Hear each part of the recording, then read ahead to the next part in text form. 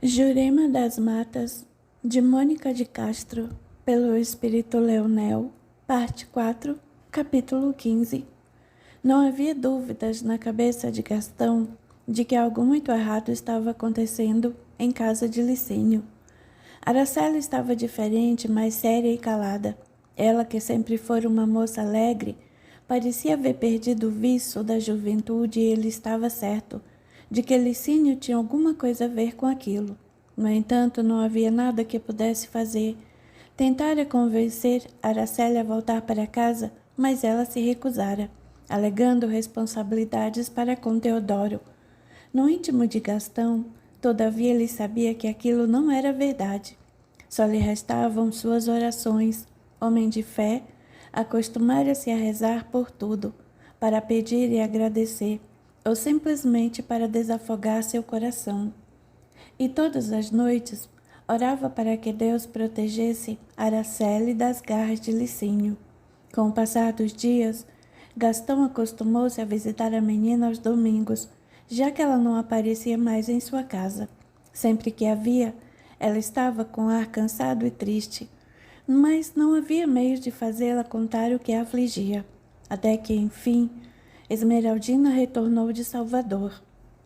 Padre Gastão, que surpresa agradável, exclamou ela, beijando a mão do clérigo. Dona Esmeraldina, retrucou Gastão, feliz por vê-la de volta. Quando foi que chegou? Ontem à noite. Foi uma viagem terrível. O senhor nem queira saber. Cheguei e logo fui dormir. E a família como está? Ah, tudo bem. Meu sobrinho é lindo e meu cunhado não cabe em si de contentamento. Fico satisfeito que esteja tudo bem. A propósito, padre, já que está aqui, não se importaria de rezar uma missa? Faz tempo que a capela está fechada, porque Licínio não se incomoda com religião, pois deveria. A religião aproxima o homem de Deus e o ajuda a compreender a vida. Quer dizer então que eu posso contar com o Senhor para a missa? Lamentavelmente não vem preparado para a celebração. Ah, isso não é empecilho. Manda o escravo agora mesmo à sua casa buscar o necessário. Mas eu preciso estar de volta para a missa das 6. Veja bem, padre, não é longe. A cavalo chega-se rapidamente. Está certo, dona Esmeraldina, desde que eu possa levar a Araceli comigo esta tarde. Nem sei por que ela ainda está aqui. Se o combinado foi que voltaria para casa aos domingos. É que Araceli não quis deixar Teodoro sozinho. Como a senhora estava ausente, ela se dispôs a ficar. Bom, isso agora não será mais necessário. Ela pode retomar a rotina. Ao receber a notícia de que Araceli voltaria para casa naquela noite, Licínio quase espumou de raiva. Após o primeiro momento de cólera, a reflexão levou-o a concluir que no momento seria o mais aconselhável. Esmeraldina passara 3 meses fora e o esperado era que ele cumprisse o seu papel de marido. Não seria prudente que ele voltasse ao encontro de Araceli naquela noite. A moça recebeu com entusiasmo a notícia de que iria para casa, ao menos por uma noite. Sentia saudades do seu lar, da igreja e dos cuidados que tinha com Padre Gastão, sem falar nos passeios que estava acostumada a fazer pelas matas atrás do pátio da igreja. Logo após a missa, Esmeraldina mandou que uma carruagem levasse Padre Gastão e Araceli para casa. Com o burrico amarrado atrás, eles partiram, e o coração da Índia, pela primeira vez naqueles 3 meses, festejou a alegria e a liberdade. Feliz por estar indo para casa, indagou Gastão, vendo que ela respirava profundamente o ar que entrava pela janela. Muito. Queria não ter mais que voltar. Araceli disse-lhe aquilo no impulso, que o padre não deixou passar despercebido. Por que não quer mais voltar? Pensei que gostasse do menino. Eu gosto, balbuciou ela, mas é que sinto saudades de casa. Você não está sendo bem tratada naquela casa, minha filha. Eu sinto isso. Bobagem, padre. Teozinho é um amor de menino. Não me refiro à criança. Sei o quanto Teodoro o aprecia. Falo do senhor Licínio e da senhora Esmeraldina. Eles são apenas vaidosos, disse ela com cautela, mas não me incomodam. Habilmente, Araceli desviou a conversa para assuntos mais amenos e Gastão não insistiu. Se havia algo errado, em seu tempo certo ele ira descobrir. No momento, Queria aproveitar a companhia da filha para conversarem e lerem juntos como costumavam fazer. Naquela noite, Licínio obrigou-se a dormir com a mulher, pensando que amava Araceli. Esmeraldina não era velha, mas seu corpo já não guardava mais o frescor da juventude, castigado que fora pela gestação e o parto, ao passo que Araceli possuía ainda as formas rígidas e macias. Mesmo assim, Licínio fez o que era esperado, rapidamente, sem muito entusiasmo. Como ficaram as coisas por aqui? Indagou ela depois, enquanto passava a escova no cabelo. Muito bem. E Teodoro? Ele parece não ter sentido muito a minha falta. Isso é porque Araceli não saiu do lado dele. Ficou o tempo todo aqui, abrindo mão até de voltar para casa aos domingos. Padre Gastão parece não ter gostado de tanta dedicação. Padre Gastão é ciumento e quer a Índia só para ele. Talvez seja melhor mesmo devolvê-la. Você sabe que faço minhas restrições a Araceli. Você acabou de chegar de uma viagem longa e exaustiva. Não acha melhor deixar isso para depois? Tem razão. Não quero me desgastar desnecessariamente. Ainda mais depois dessa noite. Finalizou ele, carregando na doçura da voz e abraçando-a. Ela sorriu e apertou os braços dele. Encarando pelo espelho, questionou: E você, o que fez na minha ausência? O de sempre. Fui ao garimpo, perambulei pela cidade, fiz-lhe algumas compras. Compras? Os olhos de Esmeraldina brilharam, enquanto Licínio apanhava no baú um pacote bem embrulhado em veludo vinho.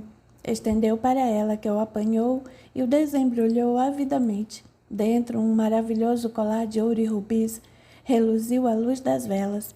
Ela apanhou o colar e o revirou entre os dedos, espantada com a quantidade de pedras incrustadas no metal dourado. E então gostou? Se gostei, é maravilhoso. É isso, não é tudo. Passou por aqui um mercador de sedas e veja o que consegui. Mais uma vez, ele abriu o baú e dele retirou 3 peças da mais pura seda, desenrolando-as sobre a cama. Licínio, exclamou ela, experimentando a maciez do tecido. Mas são lindas. É de boa qualidade. E veja só o que mais. Novamente, de dentro do baú, surgiu um frasco de perfume que ele destampou e ofereceu ao nariz de Esmeraldina, que o inspirou profundamente. Fez ela maravilhada, que aroma! Direto da França, meu bem. E o que mais? Exaltou-se ela, pulando sobre o baú e tentando levantar-lhe a tampa. O que mais há nesse baú do tesouro? Licínio abriu o baú e dentro havia 2 leques de pena de pavão, 3 pares de sapatos cintilantes, mais 3 peças de joias, um colar de pérolas, um brinco de brilhantes e um bracelete de ouro e prata. Meu Deus!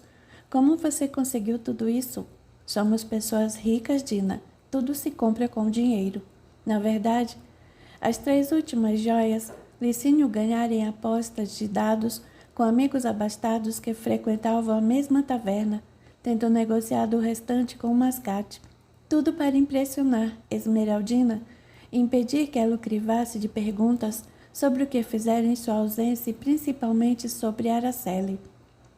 É tudo tão maravilhoso, disse ela embevecida. Ô Licínio, você é um homem extraordinário. Realmente sabe como agradar uma mulher. Sei como agradar a minha mulher. Só minha esposa merece tudo isso e muito mais. O efeito dos presentes foi o esperado. Inebriada com tantas riquezas, Esmeraldina deixou de lado a curiosidade e a preocupação com o marido, ocupada que estava a experimentar tudo o que ganhara. Licínio sorriu, intimamente satisfeito consigo mesmo. Conhecia a ambição da mulher, que ele podia sempre usar em seu benefício. Quando ela se cansou e foram dormir, Licínio custou a pegar no sono, remoendo a falta que Araceli fazia. Acostumara-se a estar com ela todas as noites, ainda que não fizessem amor, quando ele se satisfazia em admirá-la ou simplesmente acariciar o seu corpo. Dali em diante, precisava ter cuidado para que Esmeraldina nunca descobrisse sobre Araceli. Se isso acontecesse, ele lamentaria muito, mas teria que se livrar dela. Como a Índia não era sua escrava, não poderia simplesmente mandá-la de volta para a senzala e calar sua boca. Havia o padre intrometido, que bem poderia comprometer a sua reputação. Pensar naquilo lhe causava angústia, porque Licínio não queria se desfazer de Araceli, mas sabia que entre ela e a esposa não haveria dúvidas sobre qual das duas escolher. Esmeraldina era a mulher virtuosa e elegante com quem se casara, aquela que mantinha o respeito de seu nome. Araceli não passava de uma cabocla anônima, rude e sem trato, cuja serventia se limitava aos estreitos limites de um cobertor. Entre as duas ficava com Esmeraldina. Com Araceli dava vazão aos seus instintos mais primitivos, ao passo que Esmeraldina lhe evocava a civilidade e a honradez. E ele tinha que manter estas últimas se quisesse conservar sua respeitabilidade e no futuro conquistar um título de nobreza. Capítulo 16. Foi com alívio que Licínio viu Araceli chegar na segunda-feira logo pela manhã. Por mais que a houvesse ameaçado, temia que ela, vendo-se a sós com o padre, lhe contasse tudo e decidisse não voltar. Se ela tomasse essa atitude, ele teria que reagir, e matar o padre era algo que, embora previsível, não seria o mais aconselhável. Sem oportunidade de falar com ela, Licínio se conformava em olhá-la à distância. Embora Esmeraldina não houvesse percebido nada de errado na conduta do marido, vivia atrás dele pela casa e não lhe dava chance de ficar a sós com Araceli. Ao se deitarem, adormeceu abraçada a ele, e quando ele se levantou, sentindo vazio na cama, abriu os olhos ainda a tempo de vê-lo encaminhar-se para a porta. — Vai a algum lugar? Perguntou ela sonolenta. — Preciso urinar, respondeu ele, mas mudou de ideia e voltou para a cama. — Você não queria urinar? Replicou Esmeraldina. — Perdi a vontade, vamos dormir. Naquela noite, Licínio não foi ao encontro de Araceli. Para ela foi uma alegria. Esperou até bem depois da meia-noite, quando então desistiu e voltou para o quarto de Teodoro. Na noite seguinte ele também não apareceu, nem na outra, nem nas noites seguintes. Certa de que, com a volta da mulher, Licínio se cansara dela, Araceli respirou aliviada e deixou de comparecer à beira do riacho. Ao contrário do que ela imaginava, Licínio não se cansara dela, muito pelo contrário. A cada dia seu desejo aumentava mais e mais, insatisfeito com o amor insosso que Esmeraldina lhe oferecia. Apenas não conseguia se ausentar, porque ela se agarrava a ele e despertava todas as vezes que saía do seu lado, até que, saturado de uma paixão mal saciada, resolveu tomar suas providências. Ao jantar, carregou nas taças de vinho, incentivando a mulher a beber, até que às 11, com o rosto afogueado, acabou adormecendo pesadamente, dando a Licínio a chance de sair sem ser notado. Chegando ao lugar do encontro, qual não foi sua surpresa ao constatar que Araceli não estava ali? Licínio ficou furioso e gritou alto, tão alto que espantou as corujas próximas. Voltou para casa enraivecido e foi direto ao quarto do filho. Araceli dormia tranquilamente ao lado do menino. Ele a sacudiu com força, tapando a sua boca para que ela não gritasse de susto. — Venha comigo, ordenou num sussurro exasperado. Trôpega de sono, Araceli obedeceu. Levantou-se e saiu do jeito que estava, de camisola e sem apanhar o cobertor. Ela foi seguindo pelo corredor, temendo ser surpreendida por alguém. Licínio, contudo, parecia não se incomodar com uma possível aparição de Esmeraldina. Chegando à beira do riacho, Licínio puxou Araceli com violência, rasgou sua camisola, deitando-a no chão com impetuosidade. — Nunca mais me deixe esperando, dizia-lhe ao mesmo tempo em que investia contra ela. — Você é minha, Araceli, minha. Você me deve isso. Ela não compreendeu bem e chorou baixinho. Só quando ele terminou foi que ela tentou se explicar. Vim as outras noites, mas o senhor não apareceu, então pensei que tivesse cansado de mim. Nunca. Não vim porque não consegui me desvencilhar de Esmeraldina. Mas nunca vou me cansar de você. Devia saber disso. Não se lembra do que ele disse? Ela não respondeu.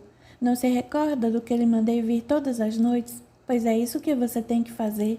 Se eu não vier porque não pude, então você volta para o quarto e vem na noite seguinte. Quero que faça isso sempre.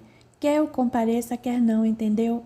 Ela assentiu e buscou a camisola rasgada para encobrir o corpo, porque começava a chover.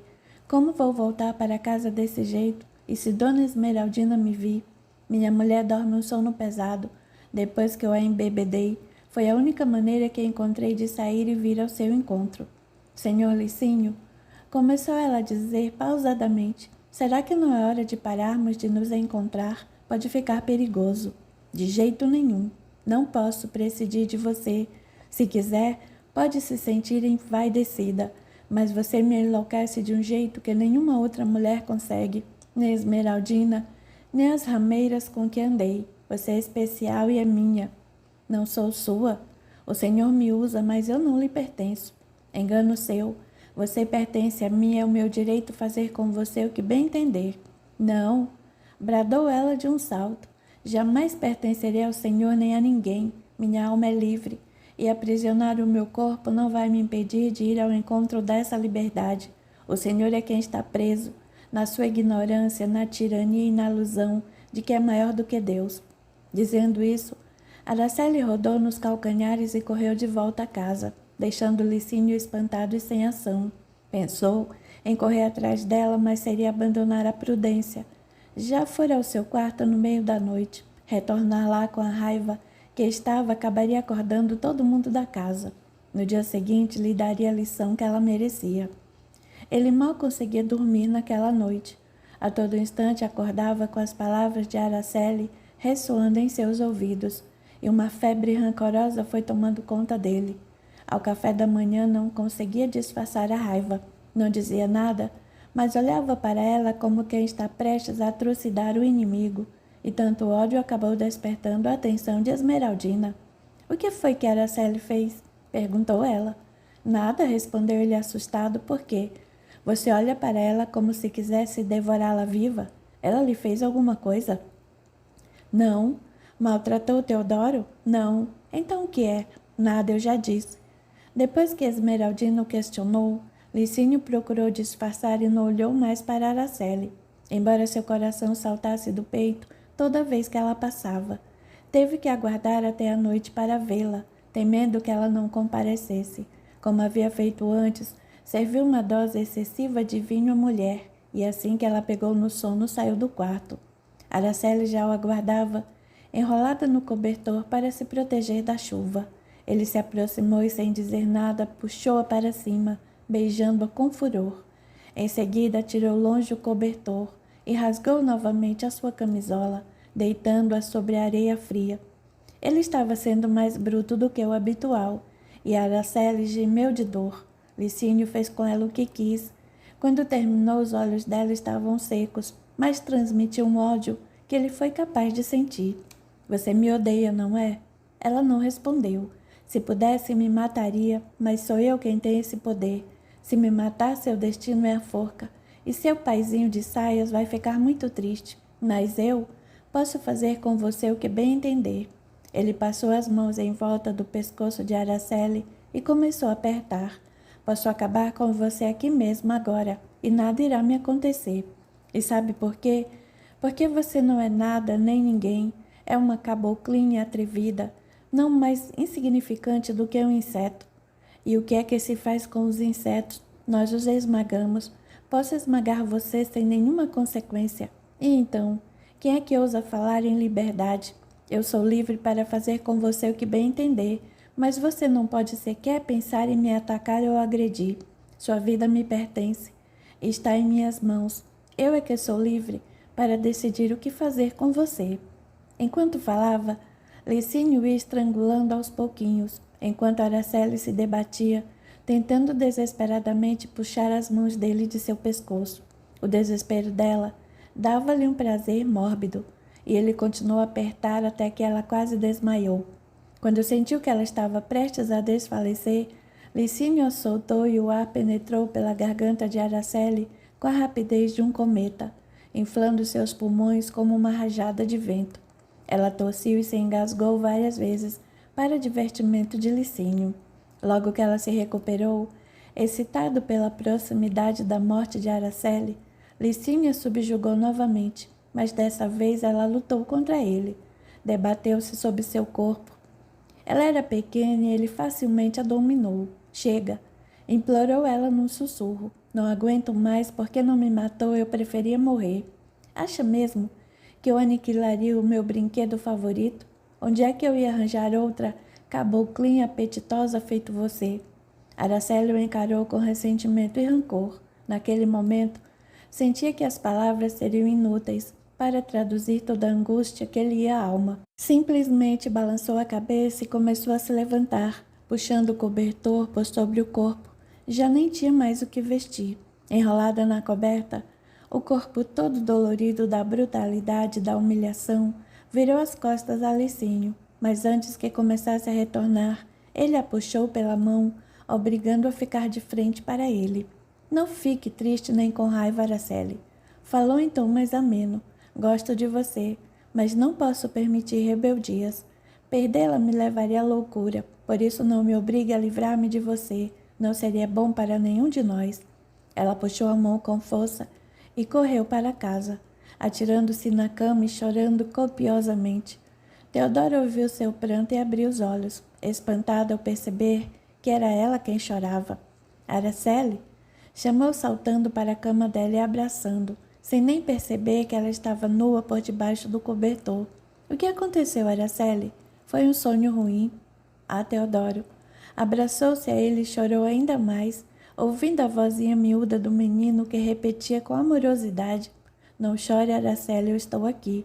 Não vou deixar nenhum monstro pegar você. As palavras de Teodoro só fizeram aumentar o seu pranto. Agarrada a ele, Araceli chorava e soluçava, não se importando mais com quem pudesse ouvi-la. Do lado de fora, Licínio escutava com o ouvido grudado à porta. Ouviu distintamente o seu choro e o consolo de Teodoro. Pé ante pé, abandonou a porta do quarto do filho e voltou para sua cama. O que foi que houve? Perguntou Esmeraldina sonolenta. Nada, fui urinar. Alguma coisa muito errada estava acontecendo naquela casa, e essa certeza desanuviou o efeito do álcool do cérebro de Esmeraldina, que esfregou os olhos com vigor, lutando para restabelecer a sobriedade. Os olhares de Licínio para Araceli, que ela surpreendera várias vezes, retornaram-lhe à lembrança. Seria possível que o marido estivesse se engraçando para aquela selvagem? Ela deitou a cabeça sobre o peito dele e inspirou profundamente. Um cheiro que misturava suor infiltrou-se em suas narinas e ela afastou-se enojada. Por onde você andou? Inquiriu duramente. Fui urinar, já disse. Você está cheirando mal. Ele quase pulou da cama, mas conseguiu manter a calma aparente e redarguiu com mal contida indiferença. Cheiros diziam tudo, e ela conhecia muito bem aqueles odores. Não retrucou, porém. Queria certificar-se de suas desconfianças, para depois então agir. Havia muitos escravos naquela casa, e não seria difícil encontrar algum que tivesse o que contar. Capítulo 17. Havia quietude e silêncio quando a janela do quarto de Teodoro se abriu lentamente, de modo sorrateiro e quase imperceptível. Araceli se esgueirou pela janela e saltou para o lado de fora, sem emitir qualquer ruído.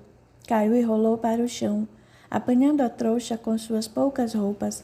Levantou-se e sacudiu o corpo dos pedaços de grama e ainda deu uma última olhada para cima, pensando no quanto Teodoro ficaria triste quando acordasse e não a visse. Lamentava por ele, porque aprendera a amá-lo de verdade, assim como sabia que o amor do menino também era verdadeiro. Contudo, não podia mais suportar tanta humilhação. Como uma lebre, correu para fora do pátio, sempre se ocultando nas sombras da noite. Foi correndo mais que pôde sem fazer barulho e só parou quando a casa já não era mais visível à distância, caminhando então para dentro da noite. Na casa de Padre Gastão, tudo ainda permanecia quieto. Em breve ele despertaria para suas obrigações matinais, mas por enquanto as janelas estavam cerradas e não havia nenhuma lamparina acesa, além daquela que guarnecia o pequenino altar em seu quarto. Araceli experimentou a porta. Estava trancada e ela bateu levemente. Tornou a bater, dessa vez aplicando mais força, e aguardou até que um ruído lá dentro anunciou que Padre Gastão havia acordado. Quem é? Perguntou ele do outro lado da porta. Sou eu, Padre Araceli, deixe-me entrar. A porta abriu-se imediatamente, mostrando um Gastão lívido e assustado. Araceli, por Deus, o que foi que houve? Ao invés de responder, Ela se atirou nos braços dele e desatou a chorar. Gastão levou-a para dentro e trancou a porta, conduzindo até seu quarto. Ela se sentou na cama e alisou a colcha de retalhos que ela mesma costurara, pousando a cabeça na almofada macia e umedecendo-a com as suas lágrimas. — O que foi que houve, Araceli? Repetiu o padre. — O que fizeram a você? Ela olhou para ele e enxugou os olhos. Não queria preocupá-lo com o mal que já estava feito, e não havia como desfazer. — Não posso mais ficar naquela casa, pai, anunciou. — Por que não? Eles a trataram mal? O senhor Licínio lhe fez alguma coisa? Engolindo em seco, ela respondeu com cautela. — Não, mas ele é uma pessoa detestável e gosta de me humilhar. — Como que ele fez? Prefiro não falar. Você tem que me contar, Araceli. É preciso que eu saiba para poder protegê-la. Não tenho que contar. Eu apenas não gosto de ser humilhada só porque sou índia. Então é isso? Ele a humilha porque você é índia? Ela assentiu e ele continuou. Não acredito. Você não está acostumada a mentir e não sabe fazê-lo direito. Mas não importa. Estou feliz porque você voltou sã e salva. Todos os dias fico orando para que você retorne em segurança e hoje Deus ouviu as minhas preces. Vamos rezar e agradecer. Padre Gastão apanhou-a pela mão e foi ajoelhar-se com ela diante do altar.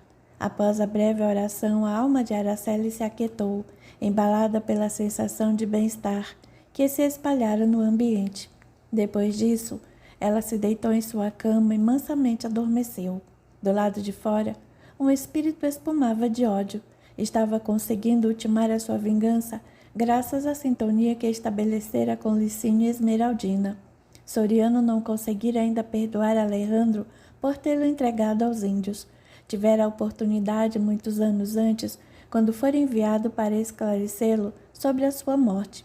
Contudo, fizera aquilo em obediência aos seus superiores, quando na verdade o que gostaria mesmo era de cravar os dentes na jugular de Alejandro para vê-lo sangrar até a morte. Alejandro mudara muito. De espanhol sanguinário a cabocla ingênua era um grande passo, e aquele idiota do Damião ainda pensava que era seu salvador, o que dera nele para escolher a roupagem clerical. Será que os anos de trevas o haviam modificado tanto assim? Era provável, porque ele parecia sincero em sua vocação. Soriano não podia deixar de achar aquilo tudo muito estranho, mas a esquisitice do outro não lhe interessava. O único problema era a aura que criara ao seu redor e em volta de sua casa, que não lhe permitia aproximar-se. Com Araceli se passara algo semelhante. É estranho como o sofrimento muda a vida das pessoas. Alejandro fora um homem cruel e arrogante, mas a Índia era bem diferente disso. Ainda guardava um pouco do seu orgulho, mas ela lutava com todas as forças para dominar. De onde estava, Soriano tinha o privilégio de perceber aquelas coisas. Até Araceli encontrar Licínio, ele fora obrigado a se manter afastado. Quando, porém, a moça caíra nas garras do garimpeiro, ele conseguira aproximar-se. Enquanto morava com o padre, Araceli vivia cercada pelas energias poderosas de suas rezas, que o mantinham afastado, impedindo-o de juntar-se a ela. Mas na casa de Licínio era diferente. A sintonia com o antigo rival de Alejandro era perfeita, para que ele pudesse dar vazão ao seu desejo de vingança, e ainda podia contar com a raiva de Araceli para fortalecer ainda mais a conexão entre eles. Não era possível, contudo, que ela se mudasse novamente para a casa do padre. Soliano, particularmente, não tinha nada contra ele, porque mal conhecera Damião em vida, haviam se cruzado poucas vezes no navio, e a única lembrança significativa que tinha dele era do dia em que salvara Alejandro de se precipitar no mar revolto. Já Licínio era diferente, pois tinha todos os motivos para odiá-lo também. Não fora Damião cúmplice do ato cruel e sanguinário que tirara a vida de Lúcio de Rosa? Que coisa engraçada, Soriano pensou. Lúcio virara Licínio, Rosa, Esmeraldina, Damião, Padre Gastão, e Alejandro, que era um homem másculo, viril, arrogante e muito valente, se transformara naquela coisinha minúscula que era Araceli. Em seu íntimo, Soriano se questionou por que apenas ele não se transformara em ninguém. Passados quase 200 anos, permanecia o mesmo Soriano espanhol, habitando o mesmo mundo de sombras, servindo aos mesmos senhores do mal. Porque só a ele não fora dada a chance de uma nova vida. Subitamente lembrou-se de Cibele. Será que ela também recebera uma nova chance? Desde que desencarnara, nunca mais tivera notícias suas. Teria ela reencarnado também? De repente, sentiu imensa saudade da noiva que nunca mais tornara a ver. Na certa, certificando-se de que ele não retornaria de sua expedição criminosa, esquecera-se dele e casara-se com outro. Não, Cibele devia ser um anjo, e anjos não se ocupavam com os que eram parte do inferno. Soriano balançou a cabeça para afastar aqueles pensamentos de desânimo. Não adiantava nada ficar se lamentando. Tinha que aproveitar que recebera permissão para ultimar sua vingança, antes que o chefão mudasse de ideia e mandasse chamá-lo de volta para algum serviço sujo. Ali onde estava, entretanto, não obteria sucesso. Precisava estimular aqueles que lhe eram receptivos, ou seja, Lúcio e Rosa. Ninguém percebeu a fuga de Araceli até que o dia amanheceu. Teodoro foi o primeiro a dar o sinal. Ao despertar, a moça não estava ali para ajudá-lo a se lavar e vestir como sempre fazia.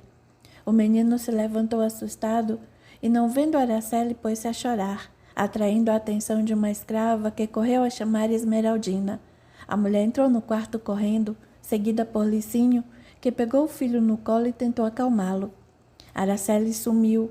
Soluçava ele. O monstro a levou embora. Que monstro que nada, Teodoro, retorquiu Esmeraldina. Ela simplesmente não tem responsabilidade alguma. Eu não falei, Licinho. Licinho não respondeu, mas o menino continuou a lamentar. Foi um monstro, mamãe, eu sei. Ela estava chorando com medo dele e ele voltou para levá-la. Araceli estava chorando ontem à noite. Estava. Por quê? Por causa do monstro. Licinho afagou o menino e não olhou para Esmeraldina, que o fitava com desconfiança. O monstro não pegou Araceli, tranquilizou ele. Ela só foi visitar Padre Gastão, mas logo estará de volta. Não, não, papai, não foi isso. O senhor não sabe, não viu. Eu sei. Pode acreditar em seu pai. Vou agora mesmo trazê-la de volta. Deu um beijo no menino e, sem encarar a mulher, pegou seu cavalo e partiu a galope para a casa do padre. Gastão rezava a primeira missa matinal e Araceli não estava com ele. Licínio foi até a casa do clérigo, nos fundos da igreja, e espiou pela janela. Araceli estava lá dentro, varrendo o chão.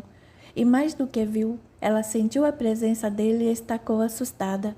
Havia tanto ódio no olhar dele que ela sentiu como se uma onda a empurrasse para trás e teve que se segurar para não cair. Abra a porta, Araceli, ordenou ele, mas ela não se moveu. Abra, antes que eu arrebente ou pule a janela. Ela abriu. Não temia Licinho naquele momento, porque ele não seria louco de tentar nada contra ela na casa de Padre Gastão. Todavia não precisava de um escândalo em sua porta, nem dos comentários dos fiéis. O que o senhor quer? Perguntou ela, afastando-se dele. Vim buscá-la. Teodoro pergunta por você. Está preocupado, achando que algum monstro a levou. Diga a ele que estou bem, que fugi para longe do monstro e não vou mais voltar. Ela pensou que ele fosse bater-lhe, mas ele calmamente puxou uma cadeira e se sentou. Acho que você não compreendeu bem. Teodoro reclama sua presença e eu a exijo. Creio que não preciso dizer o que irá acontecer se não vier comigo. Não vou voltar, senhor Licinho. Não aguento mais viver como sua escrava. Eu nasci livre. Lamento por Teodoro, mas não posso mais me sujeitar aos seus desvarios. Eu sou uma pessoa. Não gosto de ser tratada como um inseto, e até os insetos são dignos de respeito. Você continua atrevida, falando o que quer e sem pensar. Nesse momento, Padre Gastão irrompeu pela porta. Vira quando Licinho entrara na igreja e, dominado pela aflição, tratara de encurtar a missa e terminá-la logo. Araceli suspirou aliviada, enquanto Licinho permanecia impassível. Algum problema? Indagou Gastão, aproximando-se de Araceli. Nenhum, padre, retrucou Araceli. O senhor Licinho já estava de saída. Licinho não contestou. Com um sorriso mordaz se levantou. É verdade, já estou indo. E dando tapinhas no ombro de Gastão, concluiu. Que bom que é um homem forte, padre. Saiu. Gastão não compreendeu o comentário, mas Araceli ficou alarmada. Tinha esperanças de que Licínio não concretizasse suas ameaças, que se cansasse dela e arranjasse outra escrava para satisfazer seus desejos. Todavia, o olhar maldoso que ele lhe lançara não deixava dúvidas. Licínio seria capaz de tudo para tê-la de volta. Padre, começou ela a dizer, tenho medo do que o senhor Licínio é capaz. Ele não pode obrigá-la a voltar, mas pode atentar contra o senhor, e se ele fizer alguma coisa para feri-lo, não acredito nisso. Nada vai me acontecer. Tenho medo. Ela se atirou em seus braços e repetiu chorando, tenho medo do que ele é capaz. Gastão acariciava os cabelos de Araceli até que perguntou, minha filha, responda-me com sinceridade. Aconteceu alguma coisa entre vocês? Ela não disse nada. O senhor Licínio fez algo que não deveria? Vamos, pode me dizer, não tenha medo. Ela quase contou, mas não queria preocupá-lo com algo que já não tinha mais remédio. Todavia, mentir que nada acontecera não o convenceria, e ela resolveu relatar parte da verdade. Ele tentou, quer que eu seja sua amante. E você? Eu odeio. Gastão sabia que a pergunta não fora bem respondida, mas conformou-se. Pela própria vibração de Araceli, sentia que Licínio havia ultrapassado o limite da mera tentativa. Todavia, não desejava violar sua intimidade, sabendo o quanto seria doloroso e vergonhoso narrar os ultrajes a que Licínio poderia tê-la submetido, e aquilo não tinha mais importância. O importante era que ela voltara para sua casa e não precisaria mais retornar ao convívio daquele homem detestável. Eu jamais deveria ter consentido que você fosse trabalhar em casa dele, lamentou-se o padre. Fui porque quis, porque queria experimentar coisas novas e acabei me afeiçoando a Teodoro. A única coisa que me entristece é saber que vou fazê-lo sofrer. Ele é criança, logo esquece, tem mãe. Teodoro não teria tempo de esquecer, porque Licínio não esqueceria, e mais cedo do que Araceli imaginava, daria seu jeito para levá-la de volta. Capítulo 18. Licínio entrou em casa espumando de ódio. Aquilo não ficaria assim. Araceli não era ninguém para desobedecer-lhe, e o padre não tinha o direito de se interpor entre eles. Teodoro correu para o pai pedindo colo, e ele levantou o menino, por instante se esquecendo do próprio ódio. Onde está Araceli, papai? Ela está em casa de padre Gastão, como lhe disse. Precisa ajudá-lo em algumas coisas e depois voltará. Ufa! Desabafou ele. Não foi um monstro, então? Não existem monstros, meu filho. Araceli está bem, mandou lembranças e pediu que você aguardasse por ela. Em breve estará com você outra vez. Que bom! Ao colocar o menino de volta no chão, Licínio percebeu a presença de Esmeraldina, que o fitava com ar de suspeita e indignação. Ela deu ordens para que uma escrava levasse o filho, e quando se viram a sós anunciou: enviei um bilhete a Marocas, pedindo que me arranje uma criada francesa. O que? Ficou louca?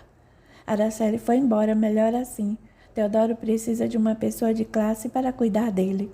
A vontade de Licínio era agarrar a mulher pelos ombros e proibi-la terminantemente de colocar qualquer outra pessoa no lugar de Araceli, mas não podia ser tão imprudente.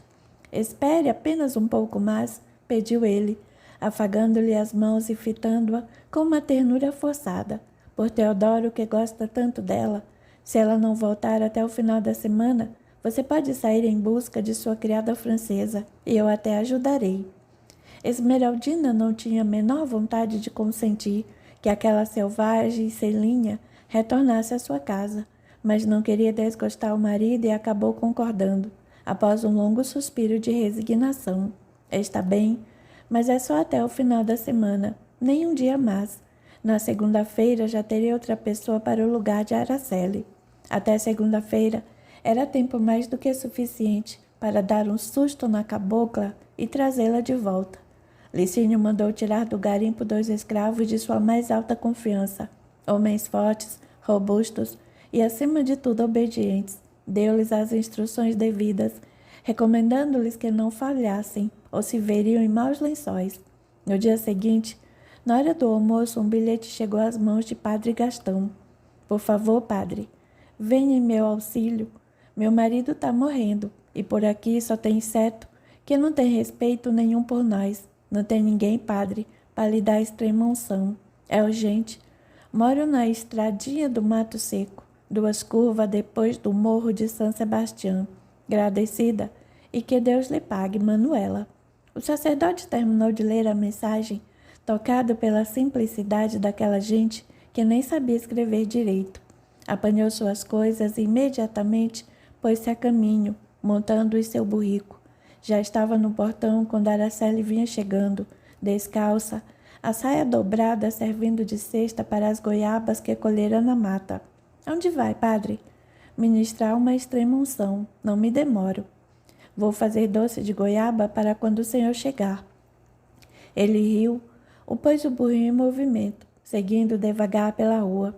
A casa da mulher ficava um pouco distante da igreja, e ele esperava chegar a tempo de aliviar o coração do moribundo, preocupado em atender pessoas que ele pensava precisavam de sua ajuda. Nele passou pela cabeça que aquele pedido de socorro nada era senão uma armadilha. Em casa, Araceli jogou as goiabas dentro de uma bacia e foi lavar as mãos. Depois de secá-las, apanhou uma faca e sentou-se para descascá-las e tirar-lhes os caroços. Foi quando viu o papel sujo e amassado, esquecido na ponta da mesa. Limpou as mãos no avental e apanhou o papel. Depois que leu, soltou no chão e escancarou a porta, correndo para a rua na esperança de alcançar Padre Gastão. Ele, porém, já havia sumido de vista. Araceli seguiu calçamente à sua procura, mas nem sinal dele. Desesperada, pôs-se a chorar. Ninguém a ajudou, nem parou para perguntar o que estava acontecendo. Ela ainda tentou pedir um cavalo emprestado para ir atrás dele, mas não havia quem se dispusesse a emprestar-lhe. Tampouco conseguiu uma carruagem, nem carroça, nem charrete, nada. Ninguém estava disposto a colaborar com as estripulias de uma cabocla, matreira e descalça. Desanimada, voltou para casa, intimamente rezando para que nenhum mal acontecesse ao clérigo. A referência a insetos naquele bilhete mal escrito deixou-a desconfiada de que Licínio estava por trás de tudo e teria armado um plano para fazer mal ao clérigo. Ao entrar em casa, parou estarrecida. Sentado na mesma cadeira do outro dia, Licínio comia uma goiaba e fitava pela janela a floresta mais atrás. Entre, Araceli, falou ele em tom impassível, e feche a porta. Ela obedeceu e sentou-se defronte dele, sem saber se o agredia ou se implorava para que não machucasse seu pai. Por fim perguntou: onde está Padre Gastão? Pelo que li aqui, ironizou ele, apanhando o bilhete do chão. Ele foi dar uma extrema-unção. Nós sabemos que isso é mentira. Foi o Senhor que armou essa arapuca. Talvez possa desarmá-la. Só vai depender de você. Ainda há tempo de desfazer tudo isso? É claro. Você não acha que eu iria planejar ferir o seu paizinho de saias se antes lhe dar a chance de se arrepender e remediar o que fez, acha?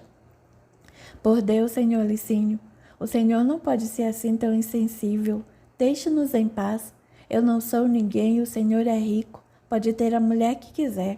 Acontece, Araceli, que eu quero você. Ela abaixou a cabeça, lutando para segurar as lágrimas, e ele prosseguiu. Façamos o seguinte. Você volta comigo e o padre retorna para casa ileso. Não acha que é uma troca justa? Se o senhor já deu ordens para alguém feri-lo, como pretende impedir uma desgraça? Minha cara, o lugar é longe, e montado naquele burrico ele vai levar no mínimo 1 hora para chegar, e acontece que tenho 2 homens ao meu serviço. Um está na curva da estrada, aguardando que ele passe para assaltá-lo e dar-lhe uma surra como retribuição pela sua pobreza. O outro está lá fora, à espera de um sinal meu para voar em seu cavalo, passar à frente do padre e avisar o companheiro de que o plano está desfeito. Padre Gastão irá passar, não vai encontrar estradia alguma e vai retornar indignado, julgando-se vítima de alguma brincadeira de mau gosto. O senhor é cruel. Como pode ter idealizado um plano sórdido feito esse? Você me dá trabalho.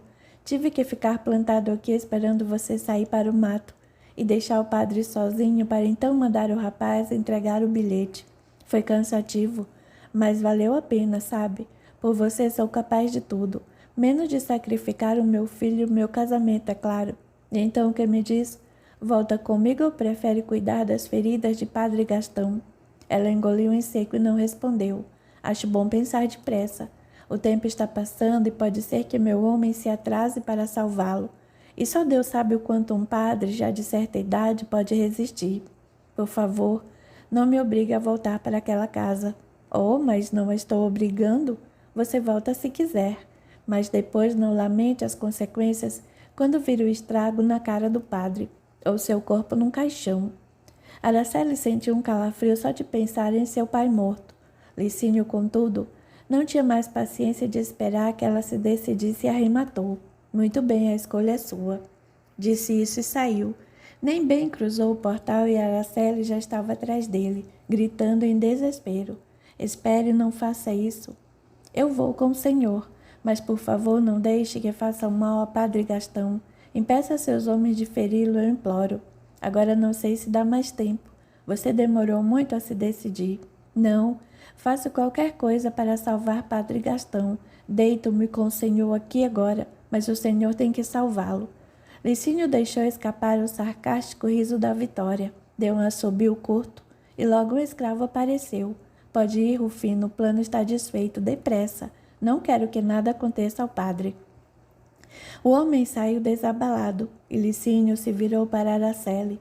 Não havia pensado na possibilidade de possuí-la na cama do padre, mas a ideia o agradou. Venha, chamou ele, passando na frente dela. Vai ser bom fazer amor com você em uma cama para variar, ainda mais no leito sagrado e imaculado de seu paizinho. Não, sussurrou ela horrorizada. Na cama de padre Gastão não podemos. Venha para a minha. Na sua cama não será tão divertido. Agora, se quiser que eu mude de ideia e vá atrás do meu escravo. A imagem de padre Gastão, todo ensanguentado no lombo do burrico, fez Araceli se decidir e conduziu Lacinho ao quarto de seu pai. O ambiente era limpo e perfumado como o resto da casa. A cama era simples, mas muito bem arrumada e convidativa, com aquela colcha branca de rendas esticada sobre ela. Licínio experimentou o colchão e riu satisfeito. Agarrou a colcha com uma das mãos e puxou-a com força, exibindo o alvo e perfumado lençol. Estendeu a mão para Araceli, que a apanhou e sentou no colo dele, lutando como sempre para não chorar. Seja boazinha comigo, considerou ele. Araceli entregou-se sem resistir, engolindo a dor da derrota e de mais aquela humilhação. A sensação de estar vilipendiando o leito sagrado de padre Gastão ainda piorava sua angústia, e ela se deixou usar por Licínio da forma que ele queria, na esperança de que ele terminasse logo e encerrasse aquela profanação. Licínio demorou mais do que o usual. Afinal, beijou-a longamente e se levantou saciado. Vista-se, ordenou ele em tom autoritário de sempre, e vamos embora. Não vamos esperar padre Gastão, retrucou ela incrédula, trocando rapidamente o lençol e esticando novamente a colcha. Pretendia queimá-lo mais tarde, para que seu pai não se deitasse sobre um leito de heresias. Padre Gastão vai demorar a chegar e eu tenho pressa. Mas ele vai ficar preocupado pensando que algo me aconteceu. Você é uma indiazinha esperta e culta, não é? Pois então escreva-lhe um bilhete. Garanto que ele vai entender. Araceli não resistiu e chorou baixinho, sem contestar. Apanhou a pena e o papel e escreveu um bilhete lacônico, informando ao Gastão que tivera que voltar à casa de Licínio para cuidar de Teodoro, que adoecera em virtude de sua ausência. Está muito bom, elogiou Licínio, tirando o papel das mãos de Araceli, depois que ela escreveu, sem lamúrias nem choramingos. Agora vamos. Preciso apanhar algumas roupas. Seja rápida. Araceli juntou umas poucas roupas numa trouxinha feita com lençol que tirara da cama e saiu atrás de Licínio, sem esquecer-se de colocar o bilhete na escrivaninha de padre Gastão. Fechou a porta com cuidado e seguiu até onde ele havia deixado a carruagem. Entrou em silêncio e fitou o vazio, sentindo que o vazio se espalhava pelo seu corpo e dominava sua alma. Capítulo 19. Só quando chegou a casa foi que padre Gastão compreendeu o motivo daquela troça. Ele não conseguira encontrar o lugar indicado no bilhete e, a princípio, julgara que fora vítima de algum galhofeiro sem fé. Só que não era brincadeira, mas uma estratégia de Licínio para levar Araceli embora, e o bilhete que ela deixara não o convenceu. Tinha certeza de que Araceli fora obrigada a partir. A viagem de ida e volta até a casa fictícia minara-lhe as forças, e ele não poderia ir naquele mesmo dia à casa de Licínio buscar Araceli. Tinha que esperar até a manhã seguinte. A chegada de Araceli foi recebida com alegria por Teodoro e desprezo por Esmeraldina. Ela abraçou o menino e cumprimentou a todos, seguindo com ele para o quarto. Que bom que o monstro não pegou você, Araceli, comentou Teodoro.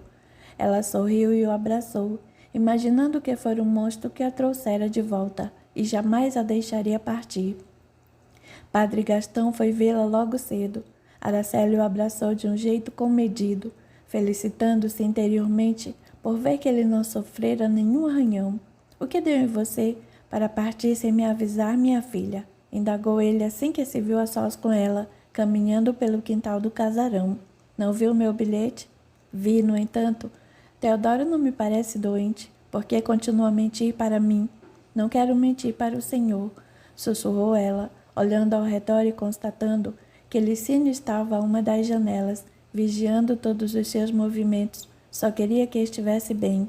Ele a obrigou, não foi? Foi ele que inventou aquela história toda de extrema-unção, só para afastar-me da casa e obrigá-la a voltar. Que argumentos ele usou para convencê-la? Ela não respondeu. Sei que ele fez alguma coisa e ele a ameaçou. Não. Bateu em você? Não. Atentou contra sua honra? Nesse ponto ela o fitou com amargura e retrucou com quase desespero. O que é a honra, padre? É o que aparentamos no mundo externo ou é a dignidade que carregamos na alma? Ele não respondeu, confuso, e ela prosseguiu. Mais importante do que tudo para mim é saber que o Senhor está vivo e bem. O Senhor é a minha honra, porque são os seus valores que carrego em minha alma, e não há degradação a que qualquer homem possa submeter o meu corpo. O que quer dizer com isso? Horrorizou-se ele. O que o senhor Licínio fez a você? Nada que eu não merecesse. Não entendo, Araceli, o que está dizendo. Não é o senhor mesmo quem diz que nada acontece no mundo que não seja da vontade de Deus? Ele assentiu. Então, por algum motivo, ele deve achar importante e justo que nós estejamos passando por tudo isso. Do contrário, nada nos aconteceria. Não sei bem o que lhe aconteceu, mas não se revolte contra Deus. Ao contrário, padre, é graças a ele que consigo suportar a dor, exatamente por saber que tudo há de ter um motivo e que Deus somente quer o meu bem. É ele quem me dá forças. Por Deus, Araceli, o que foi que esse homem fez a você? Nada. Ele fez e imagino que seja, mas você não precisa temê-lo nem se sujeitar a ele. Pode voltar para casa comigo. Podemos até nos mudar daqui. O senhor não compreende. Ele irá atrás de mim onde quer que eu vá, e o pior é o que poderá lhe acontecer caso eu não faça a vontade dele. Não tenho medo dele. Não tenho medo de ninguém que seja parte deste mundo, porque aqui não há quem seja mais poderoso do que Deus. E como você mesma disse, tudo se processa segundo os seus desígnios. Os desígnios de Deus são um mistério, e é por isso que faço a minha parte, para colaborar na realização de sua obra. Minha menina, quanto amadurecimento em uma alma tão jovem. Não se preocupe comigo, pai. Estou bem e tenho Teodoro para me confortar. Efetivamente, o menino era a única ilha naquele oceano de torpezas, e era através dele que Araceli via a bondade de Deus. Parecia que ele lhe enviara um anjo bom para ajudá-la a suportar os reveses da vida. Ela procurou tranquilizar Padre Gastão, que voltou para sua paróquia sem conseguir convencê-la a partir com ele. Nas noites que se seguiram, Licínio não foi à beira do riacho, temendo alimentar as suspeitas de Esmeraldina. Realmente, ela possuía lá suas desconfianças, mas não queria despertar a curiosidade dos escravos antes que a dúvida tivesse um fundamento real. Mesmo assim, Araceli comparecia por ordem de Licínio, que não queria ter a decepção de chegar à beira do córrego ardendo de desejo e não encontrar a amante pronta para saciar-lhe a fome. Assim que Esmeraldina apareceu, desligar-se de Araceli, Licínio voltou ao riacho, e ela lá estava, aguardando por ele. Agora, porém, estava diferente. Não lhe respondia mais, nem se debatia sobre seu corpo, entregando-se a ele com uma passividade irritante. Licínio gostava de demonstrar sua superioridade, o que só seria possível se ela o provocasse ou contradissesse. Ela, contudo, nada fazia. Limitava-se a se deitar sobre o cobertor e permitir que ele a usasse como bem entendesse. Depois, quando ele dava a noite por encerrada, ela simplesmente se levantava e ia embora. Licínio voltava para o quarto decepcionado. Gostava da vivacidade e do vigor de Araceli. Sua resistência o estimulava. Só que Araceli, após o susto com o padre, passara a agir como uma boneca sem vida ou uma estátua fria. Quem sabe não era uma estratégia para que ele se cansasse dela e a despedisse. Ainda assim, ela exercia sobre ele inexplicável fascínio, e fosse como fosse que ela agisse, ele jamais a deixaria partir. Onde você esteve? Ele ouviu a voz de Esmeraldina assim que entrou no quarto. Foi urinar? Se você já sabe, por que pergunta? Mais uma vez estava com cheiro de suor. Fazia tempo que Licínio não se ausentava à noite, e agora, refletindo melhor, Esmeraldina percebia que ele não saíra desde que Araceli se fora, somente voltando a fazê-lo depois de seu retorno. Estranhamente, naquela noite, Licínio lhe servira vinho em excesso, causando-lhe uma sonolência gostosa e irresistível. Logo, ferrara no sono, até que de repente sentira uma espécie de cutucão nas costelas e abrir os olhos. Não vira o espírito ávido de Soriano, que fora quem a despertara, mas percebera uma presença no quarto e chamara pelo marido. Licínio não respondera, e ela custara a se convencer de que estava só. O lugar vazio dele a sobressaltara, e ela se pôs desperta até que ele entrou em seguida. Com quem esteve? Era Esmeraldina novamente. Não preciso de companhia para urinar. Estava sozinho. Ela não disse nada e se virou para o lado, imaginando se Araceli passara a noite toda no quarto de Teodoro. Custou muito a dormir, e no dia seguinte, assim que Licínio saiu para vistoriar o garimpo, mandou reunir os escravos. Muito bem, começou ela em tom imponente e intimidador. Quero saber se alguém percebeu algum movimento estranho na casa nos últimos tempos. Qualquer coisa. Ninguém disse nada e ela prosseguiu, apontando para uma escrava mais velha. Você viu alguma coisa? A escrava meneou a cabeça e falou com os olhos voltados para o chão. Não vi nada, sinhá. E você? Indagou a outra, que também balançou a cabeça em negativa.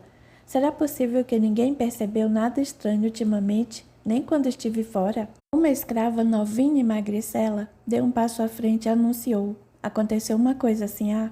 O que foi, Zenaide? Pode falar. Não sei se tem importância. Desde que eu decido o que é importante, fale logo o que você sabe. Zenaide olhou para os demais, dando mostras de que estava prestes a revelar um importante e comprometedor segredo. Esmeraldina fez sinal para que os outros escravos saíssem. Só então ela começou a contar. Bom, uma vez a senhora estava viajando e o senhor Licínio me mandou buscar Teodoro, na beira do córrego lá embaixo. Eu fui. Cheguei lá, o menino estava nadando sem roupas com aquela índia. Esmeraldina ergueu uma sobrancelha e inquiriu. Araceli também estava sem roupas? Estava. O que mais? Eu apanhei o menino conforme o senhor Licínio mandou e ela ficou reclamando. Queria que ele se vestisse, mas o senhor me deu ordens para levar ele como estivesse. Não queria esperar. Eu achei que não era certo sair andando com o menino pelado por aí, mas não podia desobedecer senhor Licínio. Peguei o menino no colo e voltei para casa. E Araceli ficou lá lutando com a roupa. Eu chamei ela de desavergonhada, mas ela não se importou não. Essa gente índia não tem pudor, sinhá Esmeraldina. E depois? Bom, depois que eu entrei com o menino não vi mais nada. O senhor Licínio havia saído, e fui eu que tive que vestir Teodoro, porque a índia ficou lá de moleza e não voltou. Ela não voltou? E você tem certeza de que o senhor Licínio não estava em casa? Eu procurei ele para dizer que o menino já havia chegado, mas não encontrei. Durante alguns minutos, Esmeraldina ficou remoendo a dúvida e a raiva, até que tomou uma decisão. Vou incumbi-la de uma tarefa, Zenaide. Acha que conseguirá cumpri-la? A escrava estufou o peito e respondeu cheia de si, o que assim a mandar. Sou boa em cumprir ordens. Pois bem, o que ele lhe dizer deve ficar apenas entre nós. Se descobrir que você contou a alguém, mando cortar-lhe a língua. Cruz credo, sinhá. Não conto nada, não. Muito bem, quero que você vigie Araceli. Vigiar aquela índia malcriada, à noite. Se ela sair do quarto de Teodoro, quero que a siga. Por quê? Porque eu estou mandando. Aborreceu-se. E se você a vir com meu marido ou com qualquer outro homem, fique quieta e corra para me contar. Mesmo que eu esteja dormindo, quero que me acorde. Sim, senhor. E lembre-se, não diga nada a ninguém. Se você se sai bem, far-lhe-ei um agrado. Zenaide deu um largo sorriso, imaginando que Esmeraldina a presentearia com alguma joia maravilhosa, já degozando um colar de esmeraldas em seu pescoço. E seria muito bom descobrir algum pecado daquela índia metida, que se julgava superior só porque era cria de um padre. Sim, a Esmeraldina iria ver do que ela era capaz, não iria falhar. Capítulo 20. Araceli dormiu um sono agitado, com o espírito de Soriano parado ao seu lado, fitando seu rosto com ódio. Aquele artifício de reencarnar como mulher não servira para ludibriá-lo, pois ele conhecia bem suas artimanhas. Estava ligado a Alejandro pelo ódio, e somente depois de ultimar sua vingança é que poderia descansar. Subitamente, uma luz começou a brilhar perto da janela, e ele procurou as sombras para se ocultar. Se fosse algum espírito iluminado, seria visto de qualquer jeito, mas a ilusão de estar encoberto lhe trouxe segurança, e ele recuou para dentro da penumbra. Aos poucos, uma figura feminina foi se delineando em meio à claridade suave, até que ganhou corpo, e a forma translúcida de sua antiga noiva, Cibele, surgiu diante de seus olhos. Ele deu um salto da escuridão e se postou em frente a ela sem voz, imaginando de que paraíso estelar teria surgido aquela presença. Cibele sorriu para ele, que permanecia retraído, sem saber se acreditava ou não na forma que seus olhos viam. Não tenha medo, Soriano, falou o espectro de luz. Sou eu mesma, Cibele. Não, não é possível, gaguejou ele. Cibele me abandonou há muitos anos. Só porque você não me via, não significa que não estive ao seu lado. Você esteve. Não pude unir nossos corpos astrais, porque você optou por viver no mundo no qual eu não podia penetrar. Mas muitas foram as vezes em que rezei por você e senti seu apelo quando pensava em mim. Ah, Cibele, como eu gostaria de poder tocá-la novamente. Tenho me sentido tão só aqui. Por que não vai embora? Ele riu amargamente e respondeu com tristeza. Para onde? Não há nada para mim além deste mundo. Quanto pessimismo! Somos espíritos livres, podemos ir aonde quisermos. Não é bem assim. Existem aqueles que me aprisionaram na treva e não me permitiriam sair. Quem o aprisiona são as suas culpas. É por causa delas que você mantém vivo o vínculo que o prende aos seus captores. Se romper a sintonia com eles, vai conseguir sair. Como? Comece a pensar de forma diferente. Reconheça e aceite a culpa como elemento transformador. Depois descarte-a. Você não precisa dela para manter viva a sua essência. Você fala em culpas com muita propriedade, mas quem tem do que se culpar é aquele assassino ali. Soriano apontou para Araceli e Cibele apanhou a mão dele, fechando-a na sua. Por que aponta os crimes de outro, quando você mesmo foi autor de muitos crimes? Indagou ela, virando a mão de Soriano para o peito dele e abrindo-a sobre o coração. Você também foi um assassino, e só não matou Alejandro porque ele foi mais ágil e mais esperto. Você não sabe o que ele fez comigo, esbravejou, esquivando-se da aura de luminosidade de Cibele e procurando um canto de sombras. Entregou-me para aqueles índios do inferno e veja, Soriano rasgou a camisa, exibindo o talho no abdômen, por onde ainda fluía grande quantidade de sangue. Eu morri e não paro de sangrar. É a minha sina, a maldição que ele fez recair sobre mim. Sem se importar com o sangue que agora jorrava e descia até ao chão, Cibele o abraçou, envolvendo-o num ralo cintilante e suave. Esse mundo é repleto de ilusões. O sangue que se derrama de você flui primeiro na sua mente. Se você deixar de acreditar na ferida, deixar de senti-la e vir a si mesmo como homens são, seu corpo fluídico vai se recompor e você vai ver que não há nada aí além do que deveria estar. Ela colocou uma das mãos sobre a ferida aberta e outra na fronte de Soriano, e o sangue encharcou seus dedos. Após curtíssimo momento, como por milagre, a sangueira estacou e as manchas vermelhas se dissiparam no ar feito éter. Não havia em lugar algum vestígio de sangue. Você fez um milagre, exclamou Soriano embevecido. Cibele, você é um anjo de luz. Não fiz nada demais. Eu apenas desviei momentaneamente o seu padrão mental da ferida sangrenta. Todavia, se você não alimentar essa crença, se a sua mente se voltar outra vez para a convicção de que há algum talho na sua barriga que não para de sangrar, não serei eu que poderei conter o sangramento. Em poucos instantes, como que cumprindo uma profecia, o sangue voltou a jorrar do abdômen de Soriano, que o apertou freneticamente, na esperança vã de fazê-lo parar. Faça alguma coisa, implorou ele. Ponha suas mãos milagrosas novamente sobre mim. Não crie ilusões desnecessárias, Soriano. Você é o responsável pela cura de si mesmo. Já lhe mostrei o caminho. Cabe agora a você segui-lo ou não. Soriano arriou no chão e começou a chorar, enquanto Cibele permanecia quieta, em silenciosa oração. Aos poucos, um fio energético invisível foi se estendendo para ele e penetrando por todo o seu corpo fluídico, levando-lhe uma sensação de conforto e paz. Como ele conseguira se acalmar, a prece de Cibele foi capaz de estabelecer uma união com a mente de Soriano, afastando de seus pensamentos a sensação da ferida.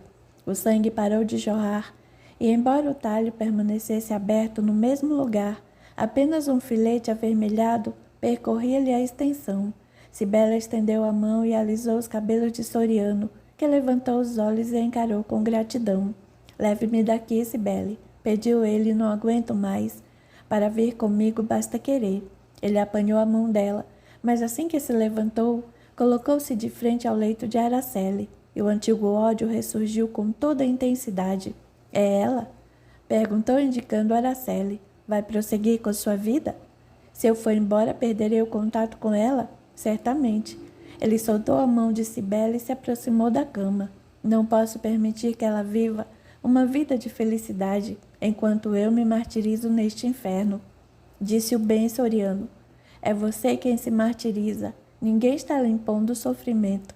Ela fez isso comigo. Alejandro encontrou seus próprios meios de se reequilibrar com a vida, porque não pensa em uma maneira de fazer o mesmo. Não posso permitir que ela seja feliz. Ela não é feliz. Não vê o que o seu amigo Lúcio faz com ela? Bem feito. Não é bem feito nem mal feito. É o necessário, porque ela assim acreditou que seria. Araceli já tem o seu fardo para carregar.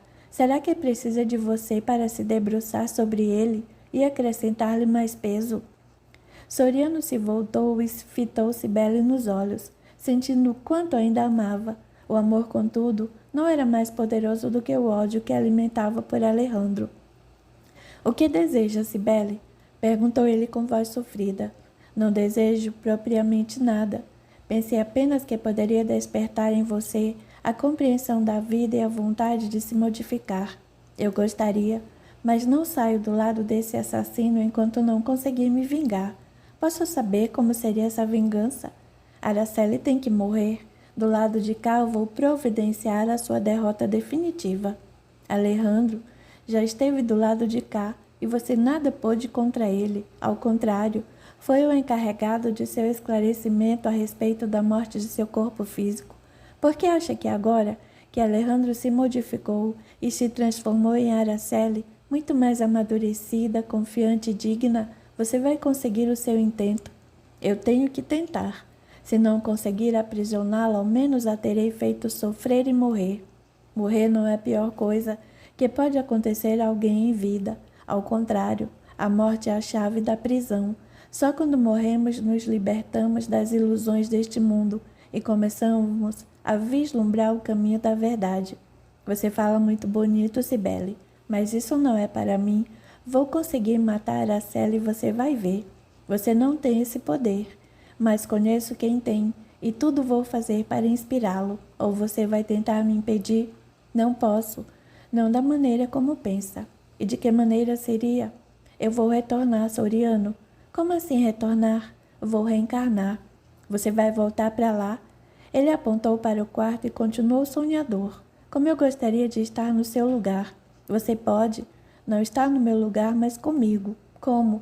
Posso esperar por você. Podemos planejar alguma coisa juntos. Você pode me esperar para ser minha mulher? Posso, mas você vai ter que desistir de Araceli. O que me pede é impossível. É maior do que minhas forças. Vingar-me de Alejandro é um sentimento poderoso que está infiltrado em meu próprio sangue. É por isso que ele não para de fluir. Quer mostrar a você o desperdício de energia que é a vingança. Ele hesitou por uns momentos e Araceli remexeu-se na cama, atraindo sua atenção.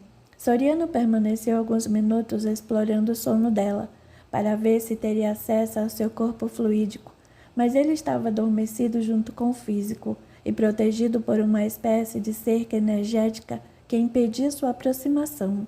Amo você, Cibele, declarou ele, encarando-a com olhos úmidos, mas não posso desistir de Alejandro, não depois de tudo porque passei para vê-lo sofrer. Fico feliz que você tenha a chance de reencarnar e gostaria de estar com você, mas não posso. Tentarei acompanhar sua nova jornada e quem sabe mais tarde, numa próxima vida, não poderemos nos reencontrar. Tudo é possível, e foi com essa esperança que pensei convencê-lo. Você não mudaria de ideia nem se soubesse que prejudicando Araceli vai também me atingir. Isso é impossível. Você e Araceli não têm nada em comum. Ela está do lado de cá e você do lado da luz. Por enquanto, não disse a você que vou reencarnar. Sim, mas vou reencarnar como filha de Araceli Soriano. E se você a matar, estará matando também a mim. Não, os arranjos já estão feitos. Em breve Araceli vai engravidar de Licínio, e será a mim que ela carregará no ventre. Você não pode fazer isso? Já fiz. Foi a única maneira que encontrei de tentar evitar que você continue alimentando esse ódio insano. Isso tem que acabar. Você não compreende.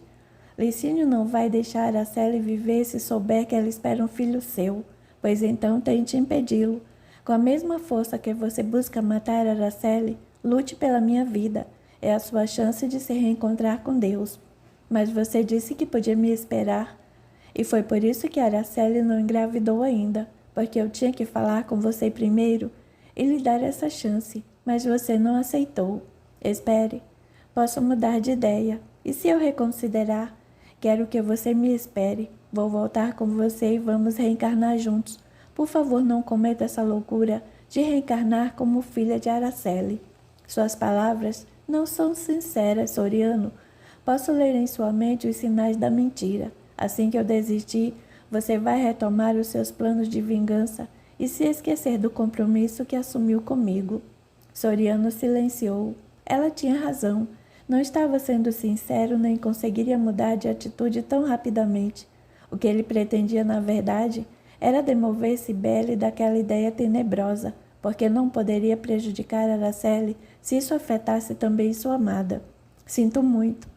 Desabafou ele. Eu queria que fosse assim, mas você tem razão. Não estou preparado para desistir de Alejandro. Você terá todos os motivos para reconsiderar. Ao pensar em destruir Araceli, pense que me destruirá junto com ela. Antes ou após o meu nascimento, estaremos unidas em tudo, seja para o que de bom nos acontecer, seja para o que for de ruim. Diante do ar estarrecido de Soriano, Cibele se despediu, pousou-lhe um beijo terno nos lábios e esvaneceu num halo de luz, antes que ele pudesse protestar ou dizer qualquer outra coisa.